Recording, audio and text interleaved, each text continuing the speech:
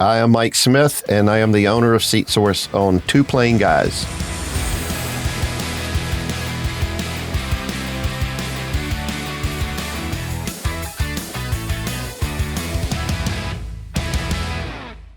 Welcome back to Two Plain Guys, everybody. I'm Rick Buffkin. And I'm Adam Beach. Today we're hanging out with Mr. Mike Smith from Greensboro, North Carolina, owner of SeatSource. Hello, hello.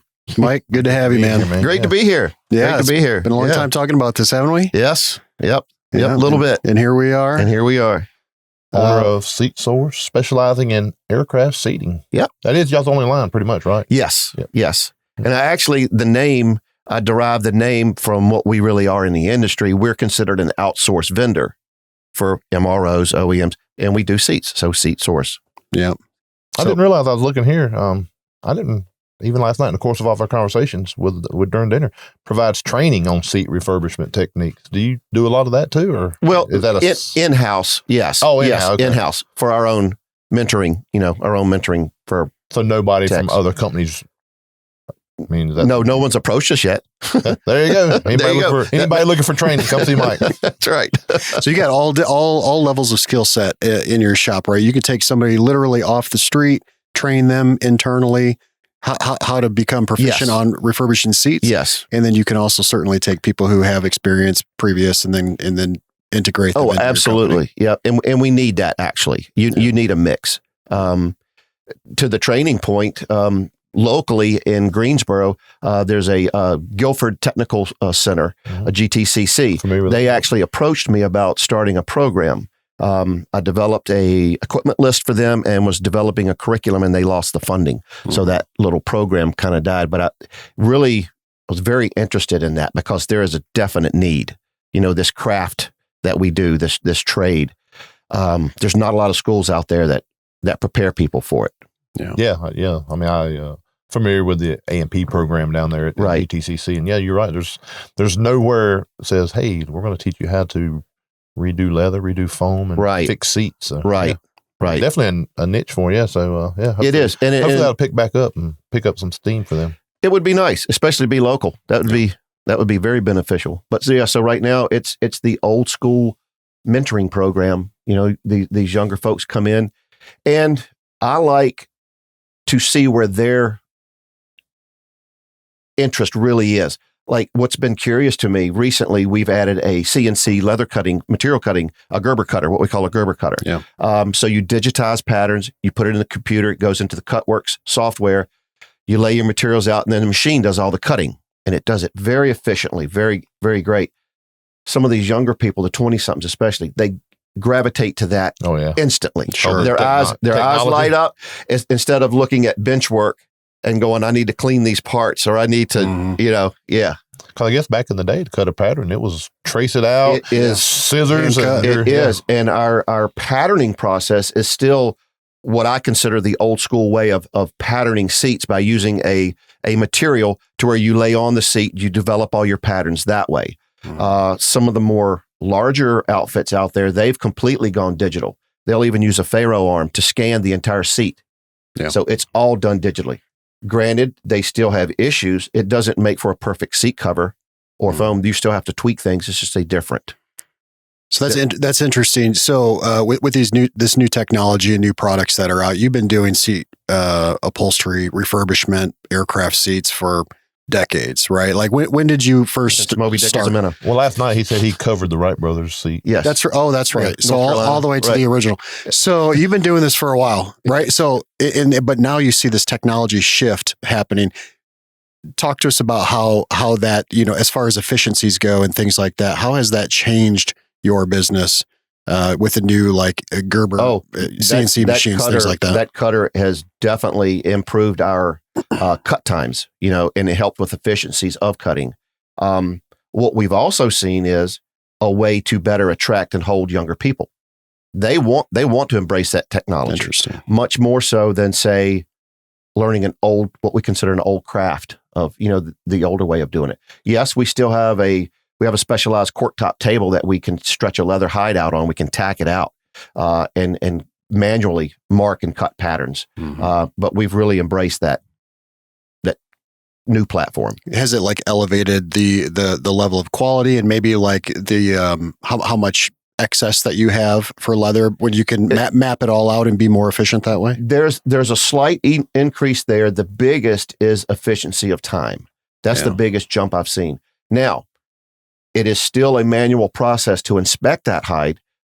Cow hide is a natural product. There are scars, there are necklines, there's this, there's that, there's what we call belly hide. You still have to manually inspect that hide and mark it up before you put it on that Gerber. Now that Gerber can scan that with those marks, and now it can nest those parts most efficiently, rather than someone manually taking all the patterns, laying them on that hide and trying to figure out. So that's where we really see a lot of the efficiencies, and in the speed that it cuts. I was going to ask you, so roughly what does it take to cut a standard seat pattern by hand back in the day? Okay. For one seat. If you had to cut a seat, a person, they won't be doing it continuously, typically, as if they're supporting just one seat. But a person could have half a day in cutting out all the pieces that would go on a seat easily. And your new machine? That Gerber could do it in, even loading multiple hides, less than 30 minutes. Oh my gosh. It cuts so fast. Now, where it really shines is if you're fortunate enough to get fleet work, repeatability, same seat style, same seat design. You save it into the computer. It's already saved. Yep. You hit the button and go. Yep. Are you one of the first places to use that type of technology? Oh, no. It's been around. Around. Yep. Okay. New for us. New for SeatSource. Not new technology. And just to be clear, SeatSource has been in Greensboro. How long have you been in operation there? We just passed our 10-year anniversary of having our repair station. Oh, wow. So it was 2015 in September. And just growing like crazy. Yeah. From the sounds I started with, so again, as you know, Josh reached out to me from Battle Creek to see if I'd be interested in doing outsource work. Okay. Like the idea, like the concept, I had to get my own repair station to sign my own work off. Nobody's going to sign off your work for you, especially operating remotely. So it was kind of funny. I was very nervous about it. Didn't know if the whole thing would fly, no pun intended. But so I built a 24 by 24 building at my house, and that's where it started. And we're now in 7,000 square feet, and we filled it. Yeah. Yeah. And like I've talked about to you many times, I've watched it online. If anybody, is watching out there, definitely go to the website because you've got this amazing kind of like walkthrough of your shop. It is impressive. The drone was pretty cool to us. It is very impressive. We wanted a way to showcase people our facility, where we're at now in the new. I was finally in a footprint that I was able to really go through what we do and make it as efficient as possible for what we do. All the workflow from the seats coming into the shop, the way the seats are moved, or the way parts are handled, we try to minimize all of that. That way, again, minimize any chance of parts getting lost, getting confused with another aircraft. We segregate all those aircraft jobs. So it was things that needed to be done from our older shop. Yeah. How many interiors do you have going, or seats interiors do you have going at any one time usually? Well, right now there are two, what I consider core jobs going, like a corporate jet type, Gulfstream jobs. And we're also supporting an OEM for some trade show stuff. Okay. Nice. Yep. So it's pretty typical for us. A lot of times we're set up to do two full lines simultaneously at the same time. That's foam and covers. We've had as many as 4 projects in-house at one time. Wow. And you're doing seats, divans. Yes. Yeah. But you don't do any carpet. Nope. Headliners, sidewalls, any of that. So you're just strictly seats. Yep. We are off the airport. We're in an industrial park. So our floor space, our shop is dedicated for seat work. So you'll actually go out, you'll partner with these MROs. You'll go out to the location, pick up the seats, bring them back to your shop in Greensboro. Yes. Refurbish them there, and then drop them and deliver them back to the customer. Correct. With all the return to service paperwork, your burn test reports, your 8130s, 337 when applicable. So you're pretty much just essentially turnkey, right? Yes. Right from the very beginning. Well, that's what was needed. That's what was what you need to provide to them is an article that's approved for return to service. Now they can take that article, install it in the aircraft, and it's good to go. Mm-hmm.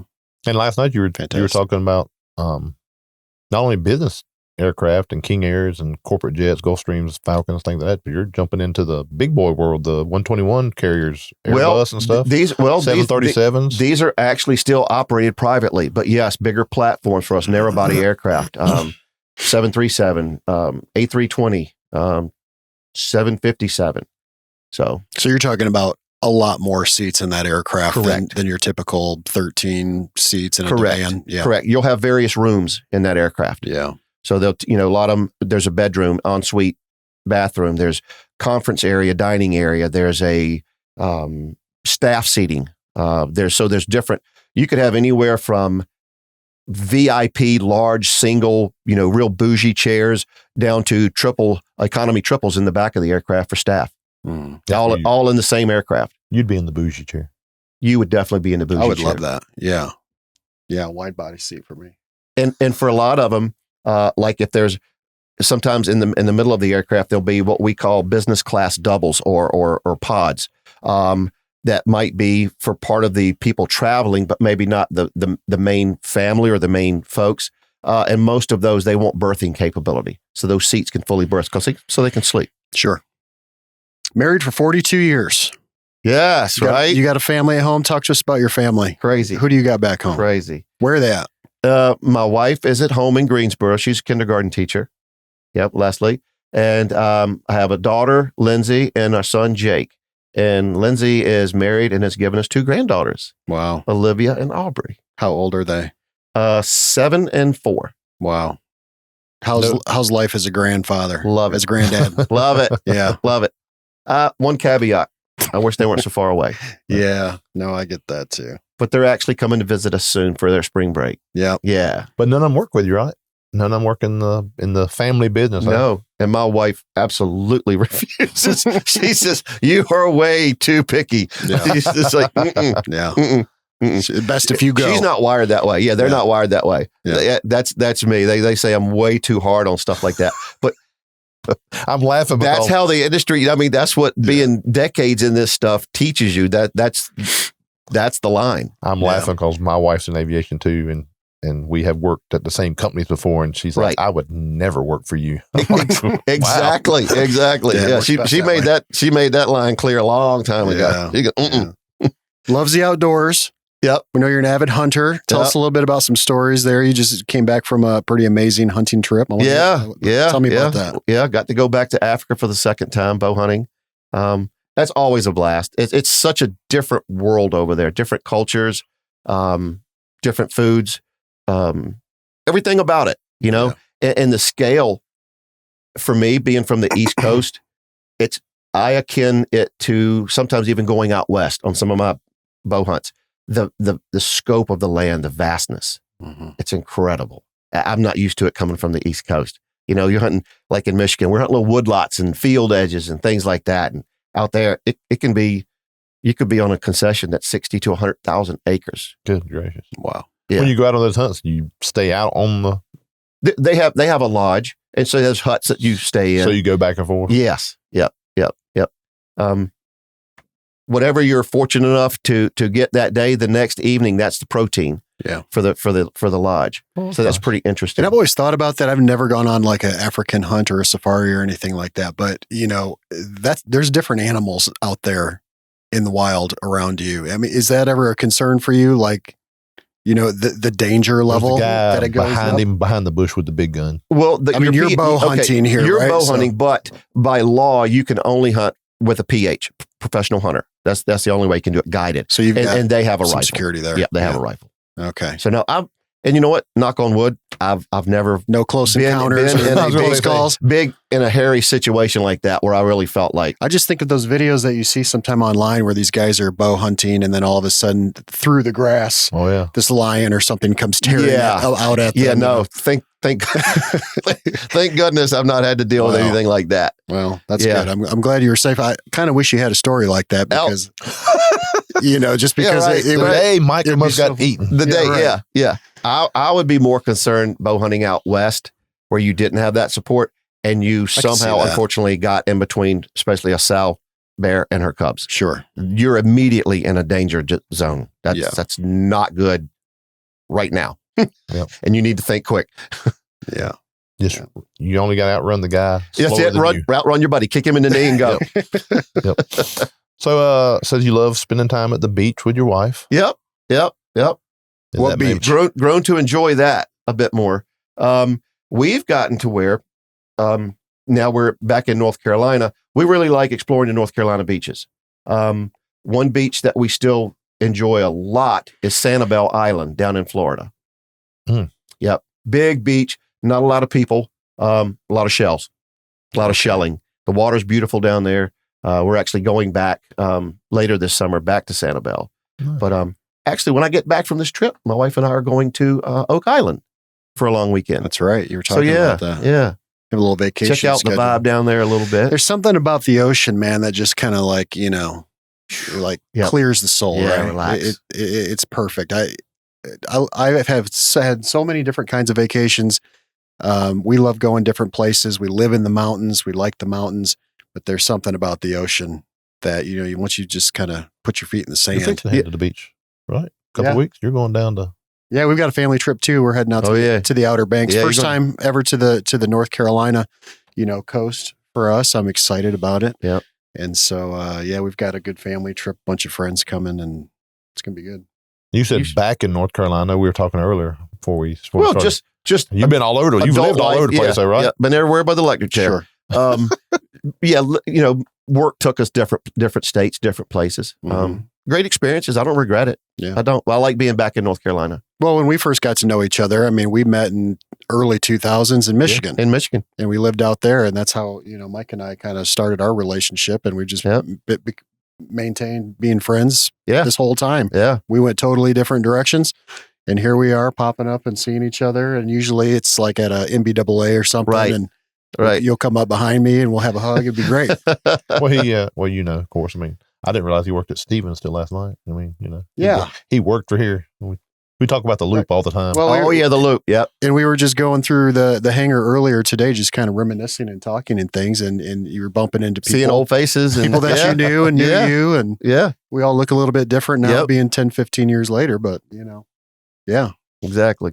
Well, let's talk about how you got into seats and seat refurbishment. Okay. What was your entry into aircraft seating? Think back to a day when I actually had hair. This would be the early 80s. Before I knew you. Before you knew me. I was a high school kid, needed a job after school, right? My buddies and I, we were always wrenching on cars, things like that. And my buddy worked at a body shop, and he said, well, the upholstery shop next door needs basically a grunt, a kid. Applied, got the job. So after school every day, I went to the local automotive upholstery shop where you did car upholstery, boat, furniture, and learned the trade there initially. Never thought I would do that. When I was a teenager, I thought I was going to be a truck driver and I was going to go see the country, delusions of grandeur. But anyway, I liked it. I embraced upholstery, doing upholstery work, I guess. So that's where I initially learned the basic upholstery trade. A friend of mine, he actually had an airplane, a Cessna 172, a little small prop plane. And he'd go flying, I'd go flying with him. And I really, really liked that. I was like, man, this is really cool. And so from an upholstery business standpoint, talked to my boss, like, maybe we ought to look into this as something to help the business, give you more options. And so I started looking into it, and that's where I started getting into upholstering little prop planes, single engines, twins, your Cessnas, your Pipers, your Bonanzas, Barons, things like that. And so that kind of started the role. That part of the industry was not providing me. Since then, I'd gotten married. And when we started having kids, I quickly realized I needed better pay and better benefits. I needed something. I needed to up my game. Life was coming. I'm not a kid anymore. Point, right. Got some responsibilities. There's more people hanging on involved. So that's when I started looking at actual MRO places and checking it. So what goes on there? And that's where I actually got into working on the larger aircraft. Yeah. And so I spent decades in the industry working at those places, learning the craft, learning the trade. So when you say learning the craft and learning the trade, we talked about this a lot. We've had these conversations. This is a big part of why we're so excited to have you on the show, is because there's a lot of mystery surrounding, what goes into refurbishing a seat.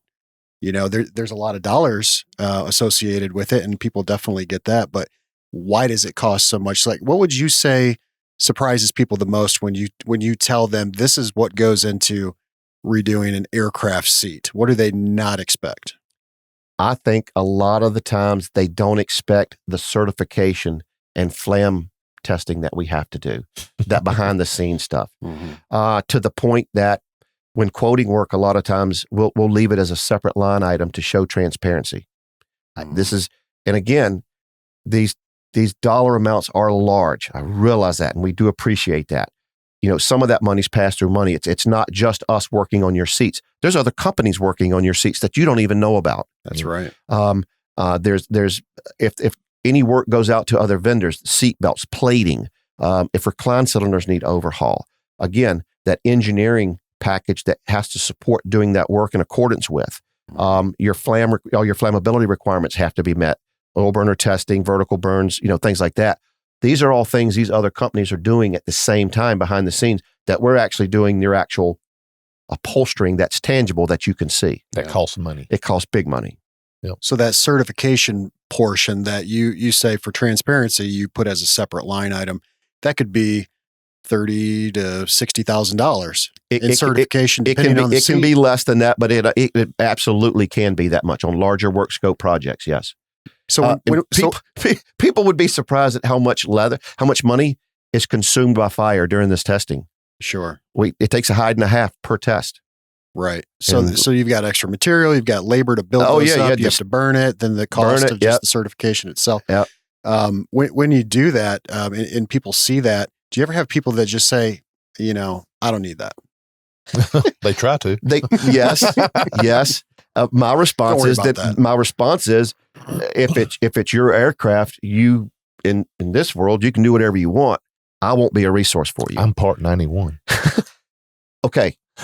If you're an older aircraft, again, this goes back to all that certification stuff that falls in before, I think it's Amendment 25-59, that technically still holds true because the way that aircraft was certified did not require an oil burner test. Mm-hmm. Any new variant of that is where we get into that whole type certificate data sheet stuff. That's where they would. You go, well, I have a Falcon. Yeah, but mine's older. I don't have to comply if I'm 91 only. Mm-hmm. If you have a newer version, doesn't matter. Yeah, you have to get the testing done. Probably all the regs and requirements that people don't really understand or don't know. Would you think that's one of the biggest areas people get tripped up in, or is there another area that kind of trip them up? Okay, moving forward through time, I find myself now explaining more the dynamic seat issue. Oh, yeah. Okay, because that's something that didn't exist back in the day when they only certified the frame without the foam and cover. Basically, it was carte blanche. You could do what you want with the foam and cover within reason. Sure. Okay, be sensible. But now they've changed to where they test the seats with the foam, dress cover, everything in place. So if you change any part of that, you need to have approval from that TSO holder or approved engineering that defines the work scope you can and cannot do. It gives you those parameters to be able to safely replace that seat and say, you didn't change that seat from the way it was certified. So that means it's still compliant. Mm-hmm. Yeah, I think people, they just see a seat. They just think it's just a seat. It's just a seat. It's just a seat. We're going to take some leather off, put some leather on. It just has to be comfortable. I don't understand all this technicals and burn certs and dynamic seats and what's this and what's that and why do I have to do this and why is it $25,000? It's a really important conversation, and it's one that I've had so many times with people, and we've had this conversation, and that's just it. You almost have to live in that world every single day to fully understand it, and with all of the the changing requirements that happen all the time. Right. Because everything's changing in this business. But it's like, if you had a general understanding 20 years ago, probably safe to say you don't really fully understand the regulations. You would not be up on current events. That is a correct statement. Yeah. Correct. The regs have changed. And as you know, reading FAA regulations is not on the top of anybody's to-do list probably, or want list. It's right beside watching grass grow. Yes. Well, and by the time that, a customer's calling us or calling you or calling anybody, they're doing that because they're now employing a professional to handle all of this, logistical work for them. Right. They don't want to get into this. They're glad to pay you to take care of it. Just make sure that it's, what we want. They want to be a part of like maybe the creative process. So like the colors and the the design elements of the seats, things like that. But at the same time, they also want to be able to sell their airplane down the road and not have any issues. That's with the certification. And that's where I have to get to, like you said, that conversation. Somebody says, I don't want to do it. The old saying, that's not a problem until it's a problem. Now it's a big problem. Mm-hmm. Again, that aircraft goes through pre-buy. Somebody starts doing their due diligence on that and realizes there's some big issues. Mm-hmm. Now there's some large issues. And then they come back to you going, why didn't you do this? Right. So I can't put my repair station and my folks at work at risk. Absolutely. And I won't. I was just going to say that. It sounds like you're just running a real tight ship there. You're doing everything by the book. There's got to be some other places out there that maybe aren't looking at it as closely and just saying like, yeah, we can take care of that for you. Again, as an aircraft owner, Adam, if you wanted to have you and Rick go out there and you take your own seats out and you take them down to the local upholstery shop because you like that guy because he did your custom car. Can he do it? Yes. Should they?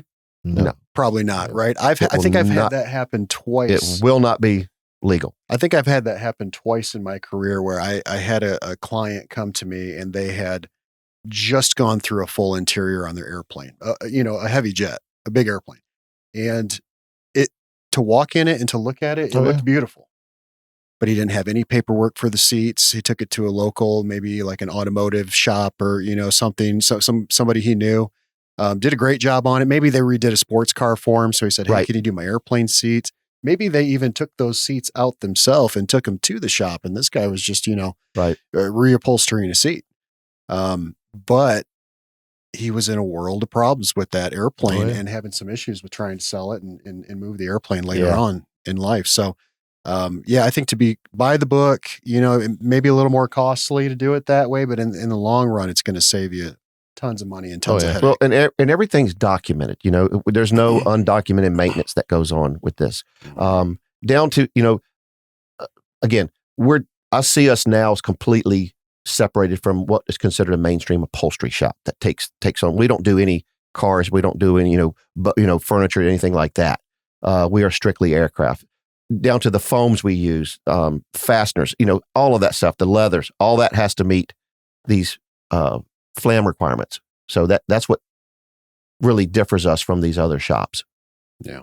And you have to know those regulations. You have to, it's our responsibility for our customer, to keep them right. And I rely on we use several engineering firms with DERs that have these seat certifications. I rely on them. I'll be honest. A lot of times somebody comes at me, I don't understand. I'll push it to a DER. Say, tell me what we need to do. So take off your SeatSource shirt. Right now? No, please not. No. Well, if you want to. What separates a good interior from a great interior job, in your opinion, without being partial to your own company, which I know y'all do fabulous work, but seriously, for someone who doesn't understand seats and interior and stuff, what makes one go from good to great? Shortest answer I could come up with would be attention to detail. Okay. Yep. Taking care of those details. We live or die by that. In my shop, I feel like, upholding that quality level. And it comes down to that. Lots of moving parts in these aircraft, seating, other monuments, bulkheads, all this, a lot of things have to interact. So when you really needle down on those details, your gaps, your function, all of that, that's where I think makes it. All the way down to stitch patterns lining up, piping lining up. It has where it flows in the seat instead of like, it looks like the back's off center here. Yep. Yeah. Yep. Our market where we've grown to today won't tolerate that. I'll just put it that we know where the line is. Yeah. We talked about this a little bit earlier, how being in this business for so long, like yourself, you've developed such a trained eye to just anything that's going to stand out on that seat, right? Or really anything in an interior of an airplane, I think is safe to say. You have that attention to detail where we see it, but not necessarily not everybody's going to see it. Right. Right. And so I think that's really important though, to feed that monster, because if we can make it so that we are, pleased with the outcome of this seat, or maybe the stitch line, or we just, we're our own worst critic, that's going to get put out that like amazing product that you're trying, to put out with your company. And that is that level of quality is what, like I said, I think keeps the doors open, gives you sustainability. You want your customers to feel comfortable. Yeah. Again, think about it. If Steven says, we can't do these set of seats, we'll get SeatSource to do it. To your customer, your name's all over that. Oh yeah, that's if I do a bad job, I put you in a bad light, and I take that very serious. Yeah, and we appreciate you taking that seriously. We don't like that, because guess what? You're not going to want to call me next time. Yeah. I don't like where you put me last time. And another part of that is, I know we tend to go hard line on these details. I'm also mentoring people in my shop. Every job, they're learning these lessons, and I have to show them, because especially crunch time, all these jobs have a timeline. We've talked about that before also. You don't just say, hey, I'll let you know when your seats are done. There's a distinct date they need to be done by. So as the pressure builds, human nature to take that pressure off in the shop, be easier for somebody to go, you know what, we're going to let that go this time. My responsibility as the accountable manager at the repair station and as the owner, no, we have to hold that line. It might mean staying later tonight. It might mean coming in when you didn't think you were going to have to. Yeah. But that's what makes this work. Yeah. To hold that bar to a certain level. Yeah. I think you can't just negotiate your quality level, I think, between job to job. Oh, it's a smaller plane. Oh, yeah, no, right. I agree. Well, no, it's not as important. So it absolutely is important. I'm so happy to hear you say that, because you're right. We do get into like time constraints and crunches on these airplanes, and you get backed up and busy in the shop, right?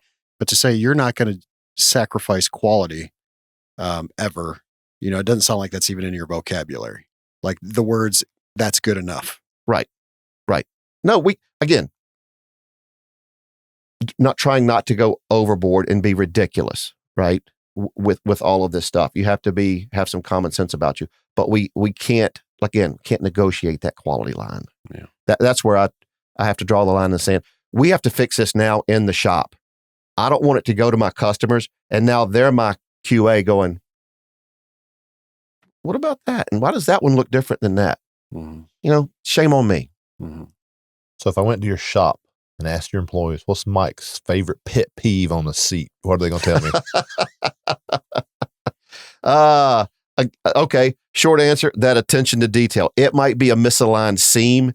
It might be some stitching. A big pet peeve, if we've gone through the seats and I go to function check them, and we've got an obvious problem. That's usually found late in the game, and that can be very frustrating. Why are we doing this now? Yeah. So that is one of my fitment, function, and those details. Those are big in our shop. Mm-hmm. So when you walk into an airplane and you look at it for the first time, what's like your first indication that that airplane was done right? How can you tell? Attention to that lines. To me, it's all about. When you say lines, explain that. When I look at an interior, I walk on board. If the lines are supposed to be straight, I want to see straight lines. Yeah. I can pick up 1/8 of an inch at inserts. If something's barely angling down, drives me bananas. I'm talking seat backrest. I'm talking inserts. PSUs, window lines, seats. If it's supposed to be like this, I want to see it like this all the way across. So we do. We put our seats, and what we try to do on every job, when the job is done finishing up, we like to configure the seats in the floor as they would be configured in the aircraft. Yeah. And now you walk through. Again, where that visual tie together. What do you see? Because I want to see what my customer is going to see. Because that's the bottom line. The end, not my direct customer, but their customer, the end customer. I want them to walk on board. and everything. In other words, I know we've been successful when nothing stands out. Right. Is that a better way to put it? Everything looks as it should be. It's sharp. Fitment is there. No gapping. Everything works. And I think most people get what you're talking about. Yeah, I mean, I totally understand that. But really, the level of detail that's gone in. Let's say you were talking about inserts on a backrest, right? Let's say you have like the diamond stitch quilted inserts in there.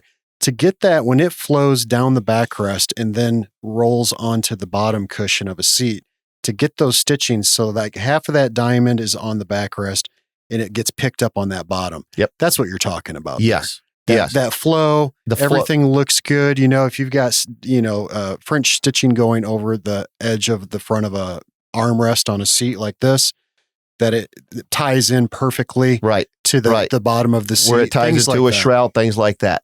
That's where that attention to detail really stands out. Yeah, it's interesting. You know, I've lived in the interior, Mike and I have lived in the interior world our whole career, basically. Yes. Different aspects of it, but still in interiors. And you will have some people who will come in and they'll get an interior put in their airplane. And they'll just look at it. And at first glance, if it looks good, they're like, it looks great.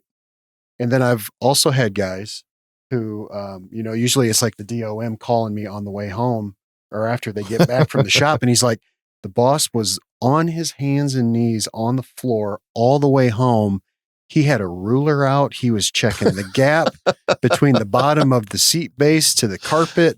Maybe a little OCD. But yeah. So, I mean, you've got a wide spectrum here of customer and what the expectation is. Yes. Expectations vary greatly. Our line shouldn't. That's the way I like to look at it in the shop. Mm-hmm. So your level of quality is to meet the most OCD, highest expectation customer ever, and that just takes care of everybody else. And it'll take care of itself. Perfect.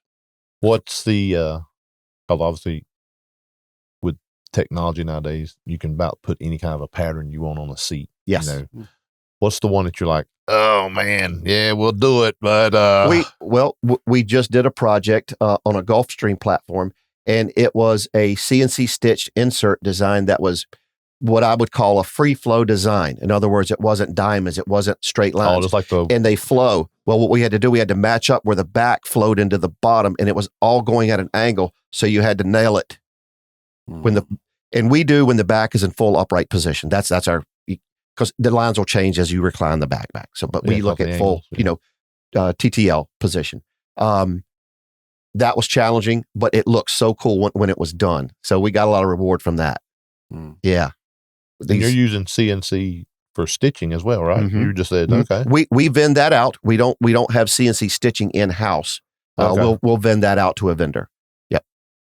And so, running with that as far as design goes, how has that changed a little bit from, let's say 10 years ago? What was popular? Because interiors change. Oh yeah. And we've even, I think, been doing this long enough now where we've seen things, go out of style and then come back in style a little bit too. Plating colors and just overall wood colors in your airplane used to all be like this earth tone, kind of like naturals, browns and tans. That's what you used to see a lot of it, 20 years ago. Then we transitioned into this kind of like cool mainstream where a lot of grays and charcoals and blacks and things high contrast. Where are we going with design, in your opinion? What's so funny, I'll date myself, going back long time ago, everything was you sewed wrinkles into your covers. Poofy. I want it to be like my lazy boy recliner at home. Like you just want to fall back in that chair. Mauves, greens, gold plating was the standard. Give me gold, because that means something, Obviously we've grown away from that. Everything now is tight tailored, and the seams are there for a reason. You know what I mean? And lines are very distinct. We're seeing again, a lot of high contrast. We're seeing a lot of light colors, white, off-whites on seats. Which hate the white interiors. They look good, but oh my gosh. Great, and I hate it especially because after use, especially inboard armrest, areas like that, the inboard backrest where people go up and down the aircraft, shows the wear factor just shows so much quicker. What about it amazed me one time, first white interior I seen, the seats had a blue tint to them. People don't realize blue jeans. Your Comes blue right jeans off your jeans. Well, the dye will transfer to the leather. We had to replace a bottom cushion on a G5 several years ago, all white leather. The customer showed up, and one of them was wearing brand new dark indigo jeans, and they were, I don't know what they did, but they were on board the aircraft, and one of the cushions got ruined before they ever took delivery. I mean, they pop when you get on a new airplane with a nice white It interior and the new black cabinetry everybody's doing. That high contrast. And some gray carpets with some black in. I mean, it pops, but. And we're seeing some welt cord come back. Welt cord went out for a while. We're seeing, again, some of those white, light colored seats with some dark contrast welt, some contrast stitching. Again, individual taste. So if somebody that's what we're seeing a bit of. If somebody was said, I don't care what you say, I understand the problems that come along with it, but I want white seats. What are you going to tell them to expect in the next 3 months, 6 months, year? You'll have white seats, and they're great. It depends on your usage. If it's for your private use and you care about that interior, you'll probably have a long life with it. Long as you do normal cleanings. Something you should plan for, probably get an armrest re-dyed periodically, at least armrests. So cleanings too, we should talk about that. Really just leather maintenance in general. What are some common misunderstandings people have with how they should be caring for their seats that you don't see where you could prolong the longevity of this seat if you did these things? Right. Well, if you revert back to our leather vendors, the people that make it, none of them suggest using any kind of harsh chemicals on this leather. Leather's a natural product. No toluene or MEK to get the ink let's marks stay off. away from Although that. it'll work really well. That would be. Well, I've seen it done before too. You'll know it was fixed. The dye's gone now. The dye's gone. But leather is a natural product. It has a pH level in it actually. So you want to keep the leather soft, supple. You don't want to dry it out. That's one of the big things. Cleaning can be normal soap and water. Light cleaners. And again, I don't recommend using anything too heavy on these aviation leathers. Like too heavy of a conditioner or anything, but something light and just you don't want to kill it. You don't want it to be oily and slick when you sit on it. I think one of the biggest misconceptions he was talking about the leathers. I mean, early in my career I learned this. People think leather's just leather. There's a cheap leather, and then there's the real expensive leather. What makes that leather go from, Okay. Yep. Well, there's different grades. Most of our leathers that we use are based in Italy, from tanneries in Italy. Okay. Over in Europe, they don't have the barbed wire fences. No, that's true. true. For the scars, and the biting insects for problem that, like, say, South American hides or American hides would encounter. Our quality requirements are a bit much. Most of our hides are graded in a grade like A, B, or C. A being the best, you're going to get the most yield out of that hide, less neck wrinkles, less spine scars, less belly skin, things like that. Those factors drive the price up. There's corrected leather, which they've corrected small scars, things like that. They'll stamp over it and they'll coat it and correct it. You'll get better yields. There's also leather that has no coating on it. And we actually did a Falcon project in that where the customer he wanted it to be like his bomber jacket. He wanted his seats to age naturally. And if the oils on your hair darkened the headrest, that's what he wanted. And we actually centered the scars on the inserts. He wanted that character. Yeah. And it was one of the coolest jobs. Once it was done, you saw it in the airplane, you were like, that's cool. And it looked comfortable. It was inviting. So it was different. It's not for everybody. Again, a little harder to clean. You can't just go in there and clean. You're going to stain it if you go try to clean it with wet chemicals. So it needs to age naturally. Something else that's come up for me before, I was just thinking about this, where, there's got to be some considerations made too, like based on where that airplane lives, right? Because seats, let's say you're in a really dry climate somewhere and you're refurbishing a seat.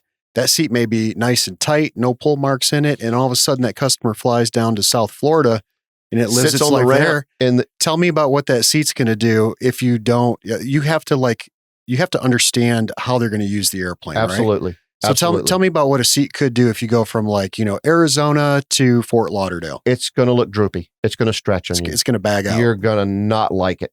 Yeah. So that's why one of the things we've done, and other places do it as well, we actually have a humidor room for our leather storage.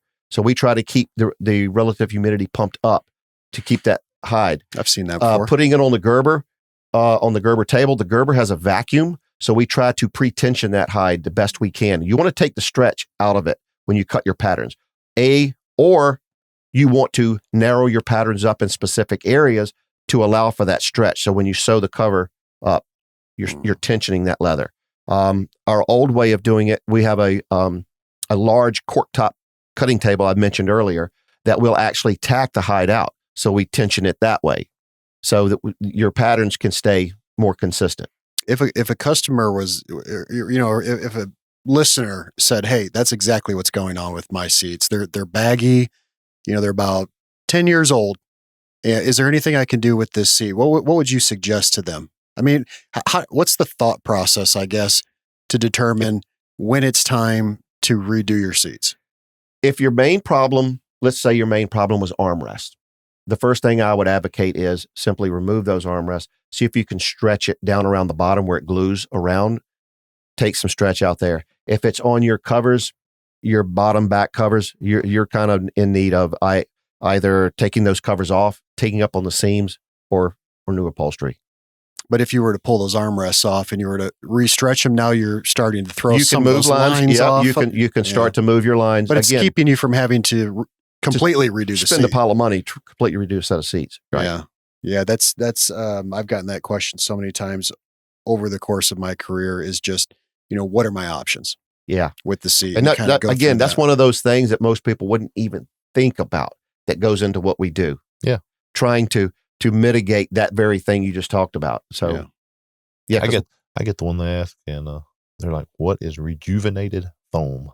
What does rejuvenated foam mean, Mike? In my world, it means the covers have been removed. It's the existing foam. Covers have been removed and you steamed it. Okay. You steam that foam to bring it back out where covers have kind of pulled seam lines in, things like that. So, how often do you have customers come in and they say, "Mike, all I need is leather. I want to keep the seats the same. Sure. The foam's in great condition." And then you get the seat there, you start tearing it down, and that foam is coming off like dust. Had it happen. What do you tell your customer when you start when taking pictures and you send them that email you really don't want to send, but you can, just like the mechanic that opened your valve covers and said, "Hate to tell you, but this is what it looks like under there," and you would really be money not well spent to put new covers over this, because disintegrating foam will only continue to disintegrate. Yeah, you're going to have that if it's Dax, fire block type of foam. Those granules are just going to continue to fall apart, fall in your floor. Just degrading everywhere. Yeah. And that's the thing. The customer, all he knows is that the seat showing a little wear and it's comfortable. So he doesn't want to change the foam, because the last thing that customer wants is to get a brand new seat and spend a ton of money and sit down and have it be hard. Right. And not broken in. He's like, "Oh, I miss my old seat." Yeah. It's like like your chair at home. Yep. This is what I'm used to. This is. Yeah. And then all of a sudden, and it's just that, right? All of a sudden he's thinking, that he should have never changed the foam, but really that could be like degrading foam under there that's actually causing some problems. Yes. And going to continue to get worse. And it will continue. And those, you can actually see it. The project we have in-house right now was the same way. The covers were intact. They're fine, but you can see the degradation of the foam under it. The covers are just sagging and they're empty where that foam has fallen apart. Basically. And probably not too often where you have customers who have degrading foam, but the leather's relatively new. I mean, the leather will wear faster than the foam? Yes. Okay. In a typical. All right. So if you're tearing it down, you're at least doing covers, and you might also be doing foam as well. Yes. Yeah. Yep. Are you seeing exotic leathers creep into the market, or? We do here and there. It's definitely not mainstream. A lot of people, and I think it's smart, no matter what, they'll have in the back of their head an eye on potential resale one day. You never know. What if you want to sell it? So it does make sense to stay more in the center lane, if you will, with color palette and with style, with design, not to go too exotic. So we really don't see a lot of the truly exotic stuff. Yeah. We and probably because you're working with different MROs and things, they'll keep a lot of that that heavy design element project internal with their own people, and you're getting a lot of the like you said, just like the whites and the tans and the gray seats and things like that. Right. That makes sense. I would say too with the exotic leathers, and I tell people the exact same thing. I'm not here to tell you what to do with your airplane, but when you start, getting very, very unique in the style elements that you're putting into your airplane, you at least want to have the conversation that this is very specific to you. Oh, yeah. Mm-hmm. Like you love this, we love that you love this, but that doesn't mean everybody's going to love this. So if you want to sell this plane in 2 years, we'll have that conversation. But it's a quick conversation. And as long as they understand that, and they still want to go forward with it, I love seeing custom interiors. That's been like the joy of my life, is doing, some of those projects that are just very, very interesting and unique. And we talked about the creative side of our mind. And, we do this because, there's a creative element to interiors. I love that part of it. I would say another thought to that, as far as informing your customer, if they want to go down that road, like you said, that can be great. I would at least see how that leather, if it's a very specialized leather, how does it do in a flam test? Because if it's a transport category aircraft, it's still going to have to pass an oil burner test. So some leathers test better than others. We found that in the industry. In other words, we've had a lot less problems, let's say with a synthetic, like a fabric. They will test much more similarly. We've seen varying leathers. Some test good, some don't test good. So that would be something, if it's something really abnormal, maybe run that test to make sure, because you don't want to sell them something that legally can't be installed in the aircraft. At the end of the day, this thing's not passing oil burner, or they have to go and do fire block. You can still probably maybe get by with, say, encapsulating the foam in a fire block layer. That can be done. Again, additional cost, additional testing. So just be aware. Sometimes a design choice can end up costing a little bit more to get that project through. Oh, yeah. Yeah. To actually be able to return to service. So it's not really fair to tell customers that we can do anything. It is not. That's not a true statement. There's guardrails. There is. Yeah. We can do a lot, and we're here to kind of keep you, between the lines. But at the same time, there are limitations. Yep. And like you had mentioned earlier in the conversation, that seat is certified as a single completed unit. Yep. So just changing, if they had like 3 sections on the backrest and you want to go to one big section, that's a design change. Yep. Now you have to recertify that seat. So there's things that we have to do. I've had guys before that have come to me and said, the boss is really tall. We want to raise the backrest up 3 inches on this seat because he hates that his neck goes back. There's just some things you can't do. Right. Can't make the seat wider. You can't make it, further off the ground from the floor, just things like that. Yeah, there's definitely limitations. There you can manipulate some dimensions, but again, they're limiting factors. Absolutely. So I know we've covered a lot. We've about had him here for an hour, but I would like to wrap up. We've talked about regs, we've talked about the material, we talked about design. But as we get ready to wrap up, what would you like to tell our listeners, our market that we work in, live in aviation? How does seat refurbishment affect aircraft value and comfort and passenger experience? Outside of what we've already talked about on the regs and all that, but what would you like to leave with them? I think it's funny that seats, and we've all mentioned this, there's these customers get their jet done, and let's say they've had the engines off and they've done all of this stuff to this aircraft. Nobody thinks two seconds about walking on board that aircraft after all this has been removed and getting in it and going flying. But what do? They sit in a seat and they touch it. It's hands-on, it's tangible. So it is a direct connection with the customer and maybe their customers. Maybe it's a charter. Maybe it's so. It again, when you say add value, I think it's very important because again, that's what people are in contact with. That's what they can see. They can't see that landing gear is done 100%. They trust. You have no way of knowing. Right. But this is something I can see. This is tangible.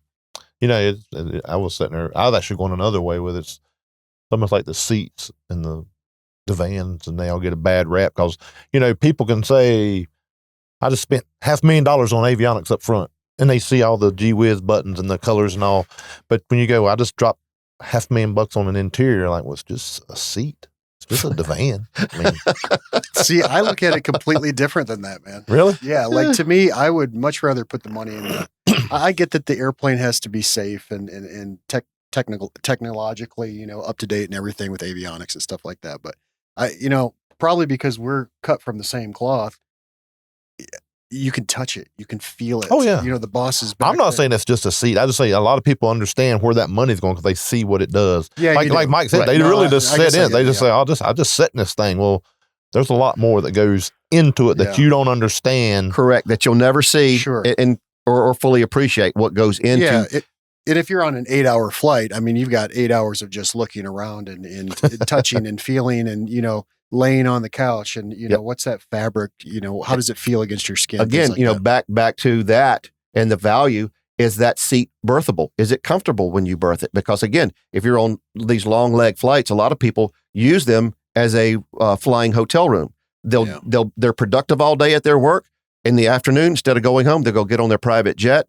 They'll have their meal. They'll watch TV, movies, whatever. Then everybody goes to bed. Mm-hmm. You wake up the next morning refreshed, wherever your destination is, ready to do business again. Yeah. So chairs being able to be berthed, being able to be divans being berthable, all of this stuff goes into even how we design a divan, where the backrest meets the bottom cushion. If it's made to berth, we have to make sure those are of the same height. Something somebody would never think about. Right. Because when you fold it out, you don't sleep in a bed that's 2 different heights. So what I'm hearing you say is just attention to detail. It is. It's key. Just when we do a divan, we ask the customer, if we're dealing with end customer, we ask the question, are you going to sit in it primarily or do you want it for sleeping? What's your priorities? We can build it with more lumbar. If it's just a daytime, people want to sit on it. We can make it flat to where I want to get on board. After we're done, I'm going to go to bed. So SeatSource is just a completely customizable experience, start to finish for your customers. Absolutely. Absolutely. Interesting. Yeah. I've learned some stuff. I hope our listeners like it and learn it's not just a seat and it's not just foam. Right.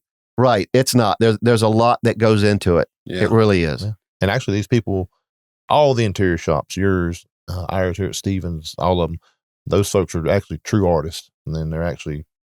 It's demanding. It's the people. It's their canvas. It's their canvas. It's your airplane, but it's their canvas. Very demanding job. Again, I tell my people, we're not having to put roofs on houses in the middle of the summer. That's great. We work in a great conditioned airspace. The shop is nice. We have nice tools, but we have to be able to handle that tedious and that demanding, line that we have to hold on these seats. That's really that focus on the attentions to detail. I feel like I've learned a lot too, and also sparked a lot of additional questions that I have for you. So the tip of the iceberg here. We'll probably continue it on. But Mike, if somebody does have questions and they want to reach out, or if they say, I want to get a hold of Mike Smith, I've got a set of seats, I want to get his take on it, how can they find you? Yes, go to our website, be one of the easiest. There's contact information in there, email, phone. What's your website? Yep. Go to our website, SeatSource.net. And they can see the tour of the shop, the virtual tour. Yep. Well, there's a gallery of seats just to give people an idea of some of the work that we've done. Right. Yeah. Give you some insight. Okay. Well, yeah. And certainly you guys can go to the links in the description below. We're going to have you on there at 2 Plane Guys for us. And thanks for being here. Thanks for being here. Thanks for having me. It's always great. It's a new experience for me. I've never done anything like this, so it's a little. It's pretty cool though. Yeah. Pretty cool. Always good to hang out with you in the studio. Yeah. Appreciate our listeners tuning in. Make sure to follow us. Subscribe to us. Find us on LinkedIn, subscribe. Spotify, Instagram. At 2 Plane Guys. Yep. That's it. We're out. Catch you next time. Thanks.